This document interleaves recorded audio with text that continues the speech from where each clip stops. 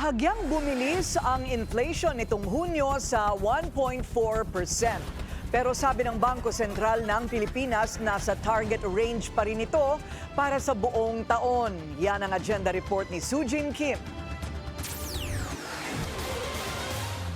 Sa kabila ng record low na presyo ng bigas, muling tumaas ang inflation ng bansa. Natuldukan na tuloy ang 4-month streak ng pag-decline ng inflation. Nitong Hunyo, naitala sa 1.4% ang pagbilis ng pagtaas ng presyo ng mga produkto at serbisyo sa bansa. Pinakamalaking humatak pataas ay ang kuryente, edukasyon at pagkain tulad ng baboy at isda. Ayon kay National Statistician Claire Dennis Mapa, matrikula talaga ang isa sa pinakatumaas ang gastos. Dito nakikita namin kasi open yung classes nga na nagkaroon talaga ng increases doon sa tuition fees.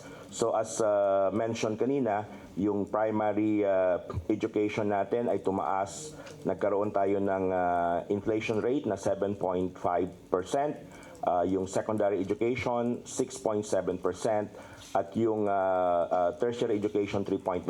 So all driven by increases in tuition fees. Tumaas na rin ang presyo ng damit at sapatos, gayon din ang bayad sa mga restaurant at accommodation services. Babala ng PSA, kung magtutuloy-tuloy ang pagtaas ng presyo ng baboy at isda, maaaring tumaas pa ang inflation sa mga susunod na buwan. Sa kabila nito, pababa pa rin ang presyo ng bigas na nasa negative 14.3% inflation, ang pinakamalalim na deflation sa loob ng 3 dekada. Samantala, nananatili pa ring banta ang oil price spikes dahil sa Middle East tensions. Ang pagtaas ng presyo ng langis, may inaasahang delayed impact sa food at transport. Itong transport kasi medyo substantial yung weight niya sa ating inflation basket, 9%. As we experience it during the time of the Ukraine crisis, nagkaroon din ng impact dun sa other food items na.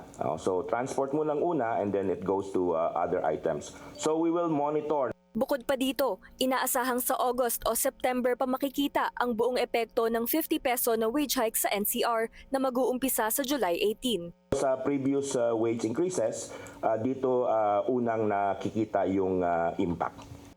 Ang nakikita natin doon sa mga areas na nagkaroon ng mga wage increases, una ay may lag effect tayo. So hindi kaagad yon na nagkakaroon ng impact. Usually yung mga items na mataas yung or input dahil of course wages yun so isa doon yung personal care, yung miscellaneous goods and services. So yun na nakikita namin na mayroong pagtaas ng presyo. Sabi ni Mapa, salon, spa at mga gumagawa ng appliances ang mga unang affected. Ayon naman sa Bangko Sentral ng Pilipinas, posibleng manatili sa ilalim ng target range ang inflation ngayong taon. Pero meron pa ding pangamba dahil sa geopolitical shocks at external uncertainties. Para sa agenda, Sujin Kim, Billionaire News Channel.